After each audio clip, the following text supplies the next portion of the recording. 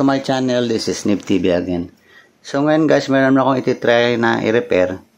Ito ay isang portable microscope or mini microscope na ginagamit ko dati ito sa pag nagre-repair ako ng mga electronics.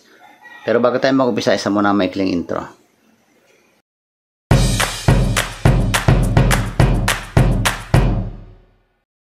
Itong ibig ko sabihin, itong ganitong microscope yan. Yan. Siguro nakakita na kayong ganyan. Yan. Dito na ilalagay sa ilalim yung board na gusto mong i-repair o tignan yung mga pyesa. So, bali ang naging issue nito, hindi na siya guys nag-charge or nagpa-power up kahit na nakasaksak yung charger. Ngayon, subukan natin. Wala siya. Ito yung kanyang indicator pag nakasaksak yung charger. Kakaroon siya ng ilaw na pula.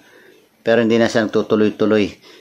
Chinarge ko to ng mga ilang oras na hindi pa rin siya nag-charge.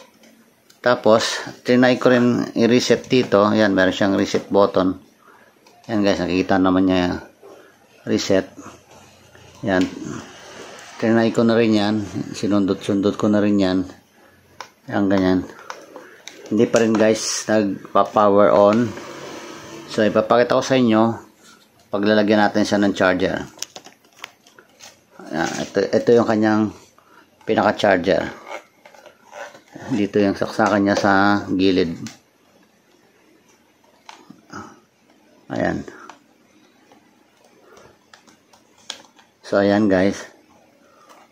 Pag nakasaksak yung charger niya, ito ay makikita natin. Red light lang dyan. So, kahit ilang oras mong iwanan yan, hindi na nag-charge. Supposed to be, pag nakasaksak yung charger, pag switch on dito, dapat mag-boot up siya, at saka mag-start up siya, liliwanag. Wala, ganyan-ganyan lang siya yan. So, bubuksan ko siya, titignan ko kung ano talaga yung pinaka-sira niya. Kasi baka may sa power supply niya merong piyesa na bumigay na. Okay, so buksan natin. Gutin ko muna yung charger.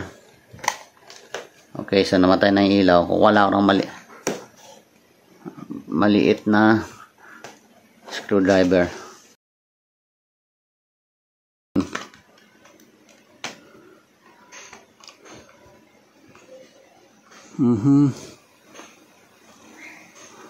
Baka naman battery ang problema. Pero titignan muna natin ng pyesa. Kasi kung battery, wala akong pamalit ngayon ng battery. Okay, so ilapit ko muna para mas kita natin. Ayan.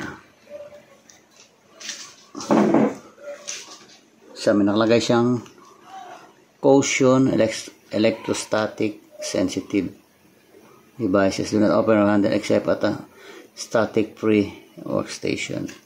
So wala namang static dito sa workstation ko.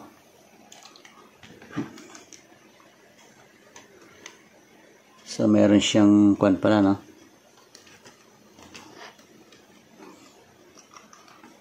Baka battery ang diferensya nito.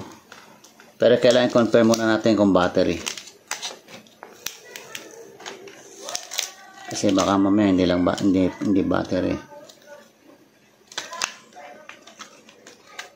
Ayan. Ito yung kanyang battery.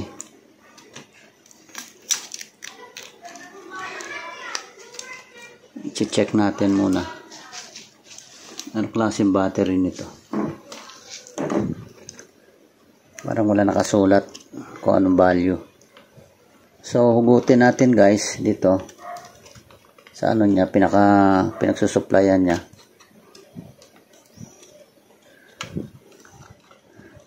Okay. Masyadong maliit, sensitive, masyadong ayun. I-check natin guys kung may makukuha tayo ritong. Parang mainit nga siya, oh. Medyo mainit-init siya ng konti. So, gamitan natin ng tester.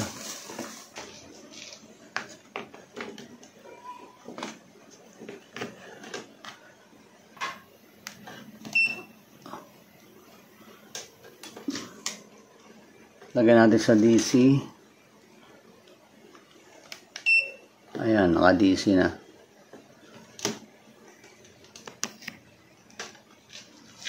Pag wala siyang charge, meaning sira yung battery. Kasi ang tagal ko sa nakababa sa charge. Pag charge hindi pa rin siya nag-charge, meaning battery na talaga yung diferensya. So try lang natin kung maano natin dito. Kailangan meron siyang at least 5 volts. 3.7 volts lang. Baka katulad siya ng mga cellphone battery. 5 volts ang ginagamit pero mga 4.2 ano na siya, full charge na. Pero dapat sa 3.7 gagana na siya. I-try ko guys na subukan ano ako ng power supply dito. Gagana siya. Para ma-confirm natin na battery talaga ang diferensya. 3.7 volts parang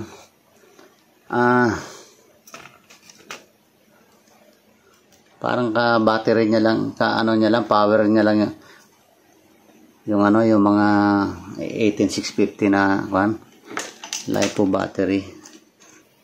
battery ng plus light. So tingnan natin. Okay, titingnan ko lang.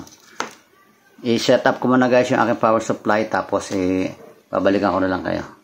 So ito na lang gagamitin kong pang power supply ko. Yung 5 volts, 5 volts din naman ito. Ayan. Positive niya ito, yung may white stripe. Tatry lang natin kung uubra. Alisin ko na muna itong sticker niya para hindi tayo masyado mahirapan kumilos. Okay. So ito. Ayan. Bali ito yung socket ng ng power supply ng kanya battery. Tingnan natin kung magpa-power up. Kung hindi, maaaring may sirang piyesa dito. So yan.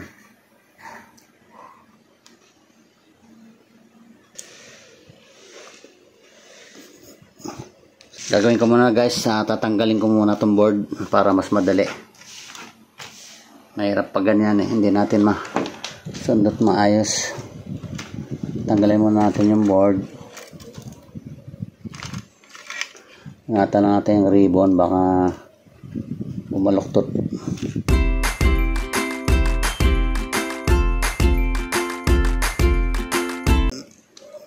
Ilaw sa lens. Yan. Tabi muna natin. So yan.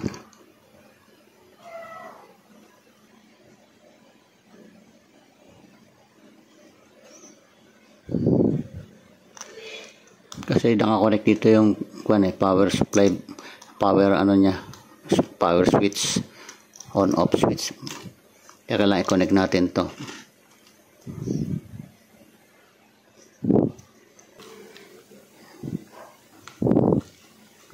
Yan, i-apply natin yung battery. Tingnan natin kung ilaw. Pag hindi, tsaka na tayo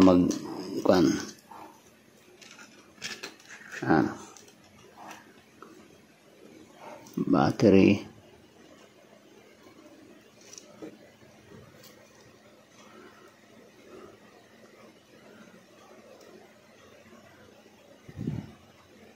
Testerin natin yung battery kung gumagana ba siya.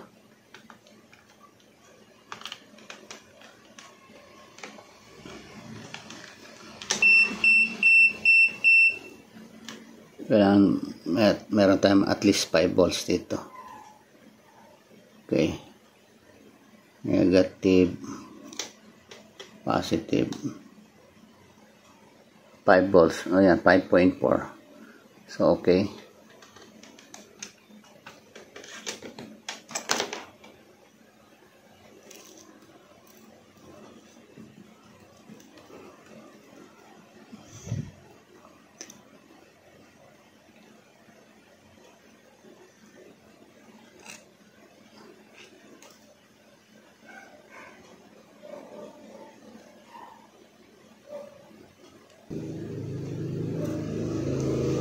Switch on nga natin.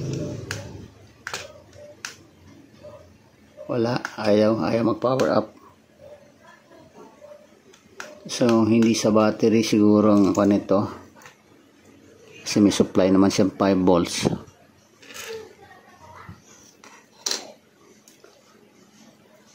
Okay, so check natin guys yung kanyang pyesa.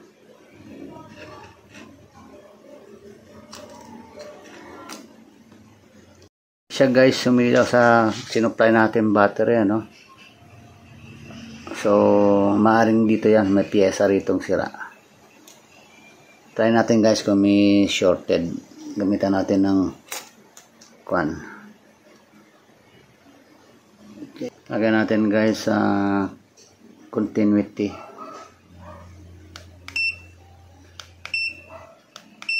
Ayan, buzzer.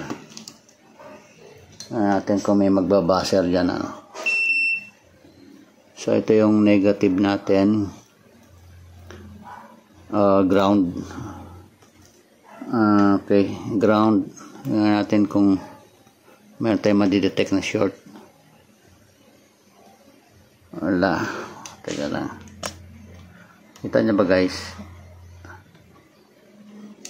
Yan, tingnan natin kung alin yung sorry. Pag may shorted na pyesa, baka hindi ko magawa guys, kasi siyempre wala akong available na pamalit. Baka bibilang ko pa, pero try lang natin hanapin kung alin yung shorted na pyesa para malaman natin. Tsaka pag na-orderan ko ng pyesa na papalitan natin, bibidyo ko na lang ulit sa sunod ko sakali. Pero kung ma-detect natin yung sira, okay na yon, kahit na hindi na natin pahabain yung video, para makita lang natin kung saan ang diferensya. So dito, ito yung negative na terminal. Tingnan natin kung may continue. Ayan, meron dito sa baba niya, meron. Ito sa transistor,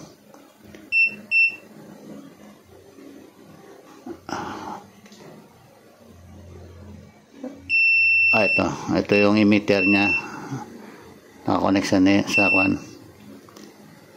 ito, wala, kabila meron. So okay itong na to. Capacitor, dito naman tayo guys sa ibang capacitor, maghanap tayo. Ito, okay, meron dito. Uy, shorted tingnan natin.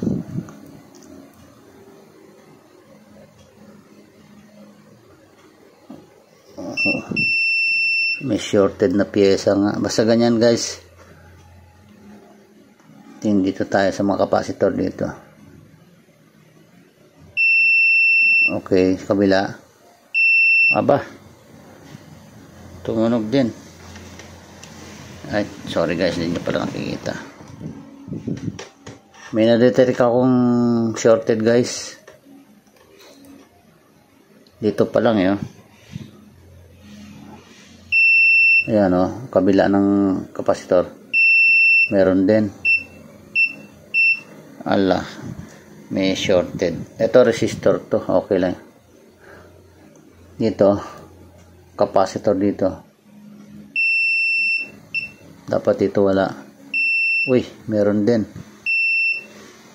Ala, puro shorted.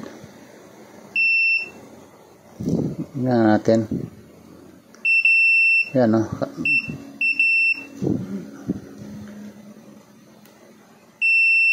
shorted lahat kabila. So mga shorted, pag shorted guys, yung mga capacitor na yan, nakapaikot yan dito sa, ito yata ang pinaka-control chip nya, parang ito yon. Ito siguro yung sa tingin ko lang baka ito ang may tama. Teka guys, tingnan natin kung mabasa natin pyesa. alamin natin. Inject natin guys ng ano, ng voltahe. Ay, physical pa lang guys, kita ko na. Ay, hindi pala, kala ko putok yung kapasitor, hindi pala.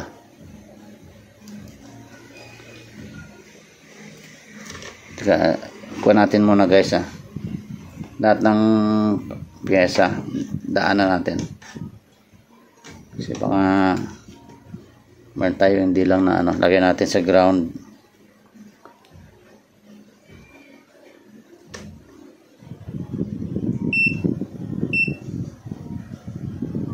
Dito capacitor, dito meron din.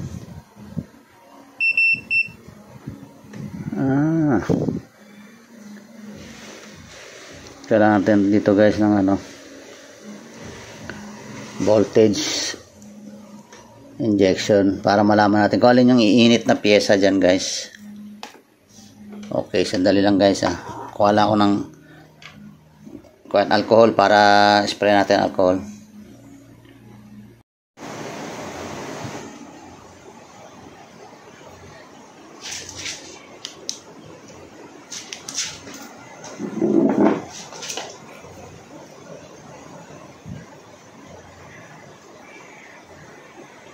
Okay guys, kumuha na ako ng alcohol. Ito, pang i-spray natin. Pero bago natin sprayan guys, dalawa lang naman ang chips dito. Kunan ko muna ng value para kung alin man dyan sa dalawa yung nag-overheat o umiinit, yun nasira. So, kukunan ko muna guys ng value ito sandali, so kuha ang papel, sulat ko lang. Ayun, sulat ko lang sandali guys 2.4 tigano natin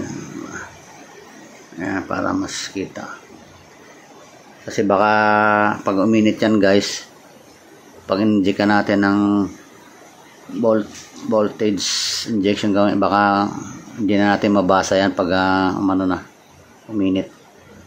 So 2.4 DC MQ1 ba yan? MQ1 MQ, hirap basahin. Kung alin pa yung ginagamit ko pambasa na microscope, yung pa nasira.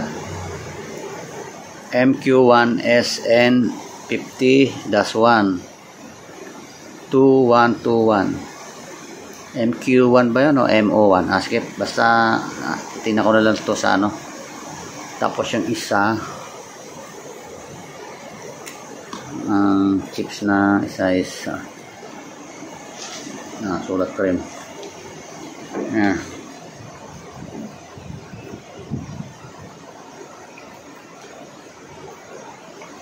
Sandali lang guys, titingnan natin. YC225Q ATP 2007932. Okay guys, nalista ko na. So try lang natin guys. Baka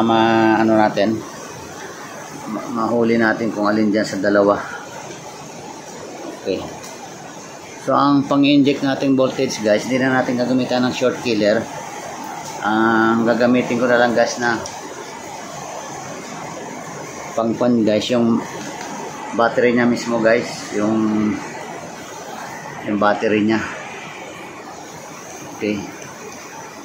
So bali sasaksak natin dito guys yung battery niya na tinanggal natin. May ano pa naman yan 3.7 yata yung inano natin doon, sinukat ko kanina para mababa na rin naman na voltahe yun saka yun ang working voltage naman ito 5 volts, so pwede na yung 3. So kabit ko muna to guys, tapos spray natin kung alin yung ano siya guys, yung parang natutuyo yung alcohol, yun ang may sirang chip. sigurado may shorted dyan. May sirang chips na guys sa dalawa kasi lahat na nakapaligid sa kanilang mga maliliit na capacitor ito nagsishort, pero hindi yan short guys yung mga capacitor dyan kapag ganyan, kasi naka-encounter na ako dati, may nirepair ako na ganun pag yung mga maliliit na capacitor na nakapaligid sa chips, sa mga, lalo na sa mga control chips. Ito control chip to, ano yan, may shorted sa loob ng chip na yan sigurado, kaya yung shorted to ground, kaya yung mga capacitor na yan akala mo short pag sinukat kasi nagbabaser. So ikabit natin itong battery nya. Ito guys, yung battery nya rin yung tinanggal natin kasi yung battery kong ito yung isa 5 volts to baka masobrahan naman, baka madamay yung ibang pyesa. So ito na lang yung 3.7 kanina na yung tinanggal natin. Ayan guys, para makita natin. Doon na positive. It's okay. Ayan. So ngayon guys, spray natin ng ano. Ayan, alcohol din dyan. Ayan pa. Ayun guys, kita na agad yun, no? Kita nyo guys yan, no? Yan, parang bumilog yung init, ayun, no? So ito guys, yung shorted. O yan nga, mainit nga. Teka lang. Tanggalin natin. Ayan. Huli kagad natin guys. Ito. Yan, kung tingnan nyo, parang natuyo na siya. O yan, no? Diba? Ito, basa pa itong isa, o. Basa pa. Ito, ayan o. Nagmarka. Buti na lang nailista natin yung part number. So, yun guys. Gaya na sinabi ko, wala akong pamalit niyan. O-orderan ko pa sa Lazada yan o sa Shopee kung available. At least, nakita natin guys kung paano natin nahuli yung yung salarin. So, itong chips na to. So kaya siguro guys na kahit pindutin natin yung power button, hindi siya nagpa-power up kasi kahit na nakakonect yung battery, shorted naman yung kanyang control chip, so hindi siya makakapag-command para i-distribute yung mga voltahe sa mga iba-ibang mga parts. Kaya yun, ayaw mag-power up. Akala ko kanina battery may diferensya, hindi pala. Kasi 3.7 mataas na taas pa na na charge. Parang katulad siya ng mga battery ng mga flashlight tsaka yung kuha natin mga cellphone. So yun lang guys yung ginawa natin, sinimplihan lang natin yung voltage injection. Yung battery hindi ko na ginamitan ng short killer, pero parang ganito na rin yung parang short killer na rin yung ginawa natin. Kasi nalaman natin kung alin yung shorted yan, oh. Yan, medyo lumamig na siya. Mainit siya kanina eh. Pasensya na nga lang, hindi ko na repair, pero walang problema. Pag nakabili ako ng pyesa, gagawa ko ulit ito ng video, tapos kung paano natin tanggalin at saka palitan. Okay guys, hanggang dito na lang. Maraming salamat. Kung nagustuhan nyo itong video ko, paki-like and share. Don't forget to subscribe to my channel, Need TV, and also press the notification bell para ma-update kayo sa mga susunod ko pang mga video.